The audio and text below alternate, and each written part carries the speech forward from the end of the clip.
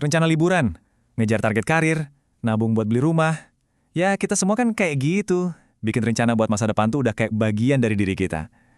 Tapi, pernah kepikiran nggak sih kalau cara kita merencanakan sesuatu, harapan-harapan kita itu sebenarnya bisa nunjukin sesuatu yang jauh lebih dalam tentang jiwa kita? Nah, yuk kita coba bedah sebuah kerangka berpikir yang menarik banget soal ini. Pertanyaan ini loh, bukan cuma soal gimana kita ngatur waktu. Apakah rencana-rencana yang kita tulis itu cuma sekedar to-do list biasa? Atau jangan-jangan itu semua adalah cerminan keyakinan kita yang paling dalam tentang hidup, tentang kematian, dan tentang buat apa sih kita ada di dunia ini? Nah, ini dia nih intinya. Menurut seorang cendekiawan besar, Imam Haddad, cara kita berinteraksi dengan harapan atau angan-angan ternyata bisa membagi seluruh umat manusia ke dalam 3 kelompok spiritual yang berbeda. Penasaran kan? Yuk kita kupas satu persatu, mulai dari yang paling ekstrim. Oke, kita mulai dari level paling atas ya. Tingkat pertama, puncak kesadaran. Ini adalah sebuah kondisi spiritual yang, wah, begitu tinggi, hampir nggak kebayang, dan katanya sih cuma dicapai sama segelintir manusia pilihan dalam sejarah. Coba deh, bayangin sebuah kondisi di mana angan-angan buat masa depan itu nol, nggak ada sama sekali. Bagi mereka, kematian itu bukan sesuatu yang pasti datang nanti, tapi sebuah kemungkinan yang ada di detik ini juga. Bisa jadi napas berikutnya adalah yang terakhir, gitu pikir mereka, setiap saat. Saking penuhnya wadah amal mereka, seandainya dikasih tahu besok meninggal, udah nggak ada lagi kebaikan yang bisa ditambahin atau keburukan yang perlu dibuang. Udah, sempurna. Kutipan ini benar-benar ngegambarin kondisi batin mereka dengan sempurna.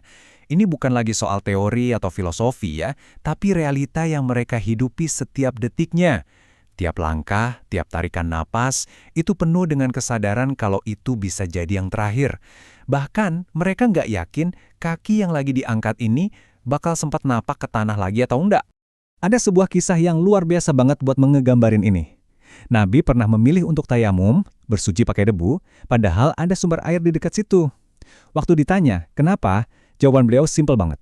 Saya nggak tahu apakah saya akan sampai ke sana. Ini nunjukin betapa absolutnya kesadaran mereka akan kematian, sampai-sampai jarak beberapa langkah aja terasa nggak pasti. Oke, dari puncak yang ekstrim tadi, sekarang kita turun sedikit ke jalan yang lebih seimbang. Nah, ini adalah tingkatan yang mungkin lebih bisa kita pahami, lebih relate, dan jadi cita-cita kita. Ini adalah jalannya orang-orang soleh dan orang-orang baik. Kelompok kedua ini masih punya angan-angan kok, tapi sifatnya jangka pendek. Rencana mereka itu fungsional banget, buat ngatur urusan dunia sekaligus akhirat, tanpa bikin mereka jadi lalai. Perbedaan kuncinya apa? Mereka nggak punya kapasitas spiritual buat terus-terusan ngerasain kematian sedekat itu, nggak seperti kelompok pertama. Dan, yang mengejutkan, ternyata ini ada alasannya loh. Nah, tabel ini ngerangkum perbedaannya dengan jelas banget. Di satu sisi ada fokus total pada saat ini tanpa harapan duniawi sama sekali. Di sisi lain, ada pendekatan yang lebih seimbang, di mana harapan jangka pendek itu jadi alat bantu buat menjalani hidup, tapi nggak pernah lupa sama tujuan akhirnya. Kelalaian yang penuh rahmat. Nah, disinilah kita sampai ke bagian yang paling mengejutkan dan mungkin paling dalam. Ternyata, ketidakmampuan kita buat terus-terusan ingat mati itu bukanlah sebuah kelemahan. Justru itu adalah sebuah rahmat, sebuah anugerah.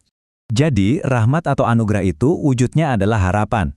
Harapan inilah yang bikin kita mau membangun, mau bekerja, mau merawat satu sama lain. Tanpa kelalaian yang penuh rahmat ini, tanpa sedikit lupa kalau kematian itu mengintai, roda peradaban manusia bisa-bisa berhenti berputar. Coba bayangin deh, kalau semua orang ada di tingkat kesadaran yang pertama tadi, pasar bakal kosong, jalanan bakal sunyi. Siapa yang mau nanam padi, siapa yang mau bangun rumah, siapa yang mau berinovasi. Dunia bakal berhenti total. Jadi, keberadaan kita yang masih punya harapan jangka pendek ini bukanlah sebuah kekurangan, tapi justru bagian dari desain ilahi supaya kehidupan itu sendiri bisa terus berjalan. Ada sebuah perumpamaan yang keren banget soal ini. Jadi awalnya malaikat itu khawatir bumi nggak bakal cukup buat semua manusia. Solusi Tuhan, diciptakanlah kematian. Tapi malaikat khawatir lagi, nanti hidup jadi suram dong, penuh rasa takut. Dan solusi Tuhan untuk itu apa? Harapan. Jadi harapan itu sengaja diciptakan sebagai penyeimbang dari kematian, biar kita tetap bisa hidup dengan semangat dan penuh makna. Dan dengerin deh kalimat yang kuat banget ini. Dikatakan bahwa para malaikat setelah pemakaman selesai justru ngomong ke keluarga yang berduka, kembalilah ke urusan dunia kalian. Semoga Tuhan membuat kalian lupa pada almarhum. Ini bukan berarti ngelupain rasa cinta ya, tapi ngelupain kesedihan yang bisa melumpuhkan. Ini bukti bahwa melanjutkan hidup itu adalah bagian dari rancangannya. Sebuah pertanyaan terakhir. Oke, kita udah lihat puncaknya kesadaran, kita juga udah lihat jalan keseimbangan. Sekarang, waktunya kita ngaca, mengarahkan cermin ini ke diri kita sendiri. Ingat kan, di awal Imam Haddad bilang ada 3 kelompok. Kita baru bahas 2, para nabi di puncak kesadaran dan orang-orang soleh di jalan yang seimbang. Terus, siapa dong kelompok yang ketiga? Nah, ini dia pertanyaan pamungkasnya. Kelompok ketiga digambarkan sebagai mereka yang benar-benar tersesat dalam angan-angan jangka panjang. Rencana-rencana yang saking panjangnya bikin mereka lupa sama tujuan akhir, dan akhirnya tertipu sama dunia. Sekarang, coba kita lihat diri kita sendiri. Lihat dunia di sekitar kita. Dengan segala ambisi dan rencana puluhan tahun ke depan, kira-kira kita ada di posisi mana ya? Apa kita ada di jalan yang seimbang?